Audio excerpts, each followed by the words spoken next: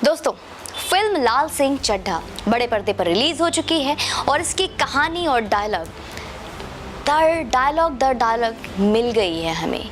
जितनी उम्मीद थी ना, उससे 100 गुना बड़े एजेंडाधारी निकले आमिर खान।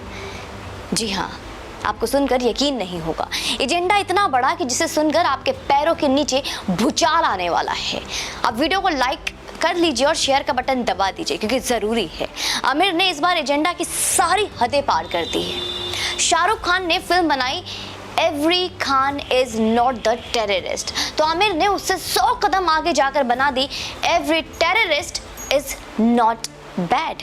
जैसे केजरीवाल साहब कहते हैं ना कि हम तो स्वीट आतंकवादी हैं, दुनिया का सबसे स्वीट आतंकवादी होऊंगा।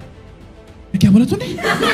जो वैसे ही एक बहुत नेक दिल टेररिस्ट है इस फिल्म में, जिसे लाल सिंह चड्ढा कारगिल के वॉर का उठाकर अपने देश से लाता है। वाकया ये होता है कि कारगिल में पाकिस्तान के आतंकी हिंदुस्तान पर हमला कर देते हैं और इसी मुठभेड़ में एक आतंकी घायल हो जाता है, पाकिस्तान का आतंकवादी घायल हो जाता है। लाल सिंह चड्ढा बने आमिर खान जब अपने तरफ के घायल साथियों को उठाकर सुरक्षित जगह पर ला रहे होते हैं, तो वो आतंकी को भी उठाकर ले आता है, जो बाद में आमिर खान की चड्डी बनियान कंपनी का मार्केटिंग हेड बनकर कंपनी को संभालता है। अब इस वाक्य में फिल्म के लॉजिक की जो वाट लगाई गई है वो देखिए। पाकिस्तानी आतंकी खुलेआम हिंदुस्तान में घूम रहा है। कायदे से जो युद्ध बंदी बनना चाहिए या वापस पाकिस्तान भेज देना चाहिए या किसी हिंदुस्तान के जेल में होना चाहिए, वो हिंदुस्तान में रह के हिंदुस्तान के उन फौजियों को गाली भी दे रहा है जिन्होंने उसे गोली मारी। लाल सिंह चड्ढा एक पाकिस्तानी आतंकी को अपना सबसे बड़ा मेंटोर कहता है। कमाल है ना। इससे भी बड़ी बात बताया आपको, सुनकर हैरानी जरूर होगी, पर सुन लीजिए। लाल सिंह चड्ढा जिस तरह से आर्मी में और भी वो हाईली सेंसिबल और टेक्निकल इलीट फोर्स मानी जाने वाली पारा कमांडो में बस माँ का आशीर्वाद लेकर बिना परीक्षा में दौड़ के शामिल हो जाता है। माँ कहती है पूजा पाठ से मलेरिया फैलती है। देश में ऐसे संवाद में अगर पूजा पाठ के साथ नमाज भी जोड़ देते तो शायद पोल ना खुलते आमिर की। लाल की माँ दंगे को मलेरिया कहती है, तो संवाद का ये मतलब हुआ कि पूजा पाठ से दंगे होते हैं। क्या बात है ना, क्या एजेंडा है, क्या संदेश दे रहे हो। अब फिल्म की अभिनय की बात भी कर लेते हैं, वो भी बहुत ज़रूरी है ना। मिस्टर परफेक्शनिस्ट है। फिल्म में अभिनय के मामले में अगर किसी पर आपकी नज़र कुछ पलों के लिए टिकेगी तो वो भी किरदार है आमिर खान के। बचपन का रोल निभा रहे एक बच्चे का, एक लड़के का। आमिर ने तो अपनी एक्टिंग के नाम पर जो कचड़ा किया है, जो रायता फैलाया है, वो तो बियॉन्ड लिमिट है दोस्तों। करीना फिल्म में क्यों थी पता नहीं, क्या कर रही थी ये भी पता नहीं। ये समझने के लिए आपको बहुत देर तक आप सोचे, यकीन मानिए फिर भी आप नहीं सोच पाएंगे और समझ नहीं पाएंगे। 6 ऑस्कर जीतने वाला फॉरेस्ट गंप का रीमेक इस दर्जे का वाहियात बनेगा, ये तो आमिर के प्रशंसकों ने और उनके चमचों ने भी नहीं सोचा होगा। अब करते हैं जरा बात कलेक्शन की।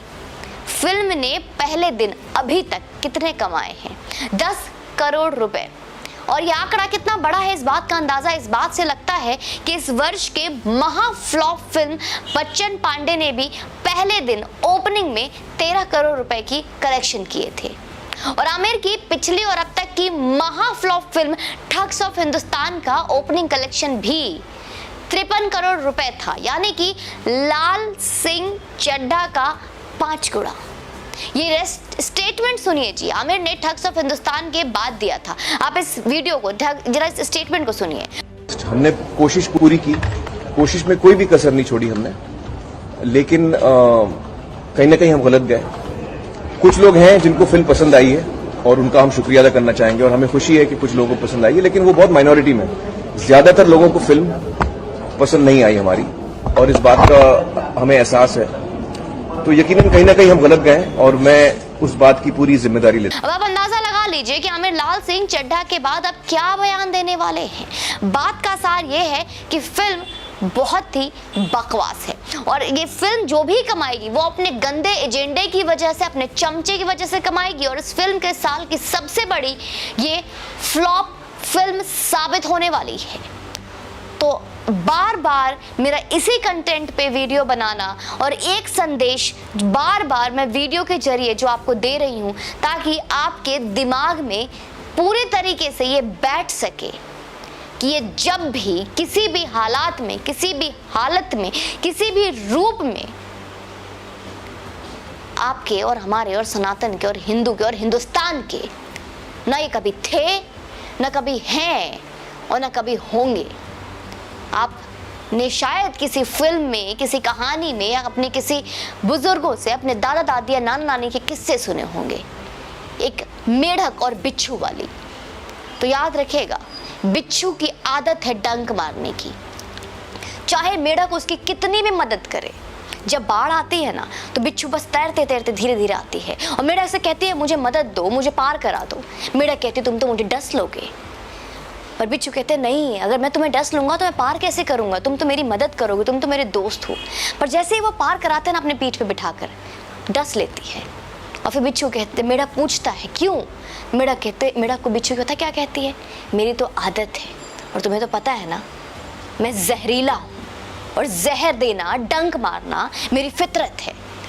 तो उस जहरीले डंक वाले जानवर रूपी इन दाऊद गैंग को पहचानने का वक्त आ गया है दोस्तों। अब आप और मैं, जब हमने मिलकर एक टीम बनाकर, पूरे देश और सनातनियों ने एक टीम बनाकर ठान ली है, तो रुकना नहीं है, झुकना नहीं है।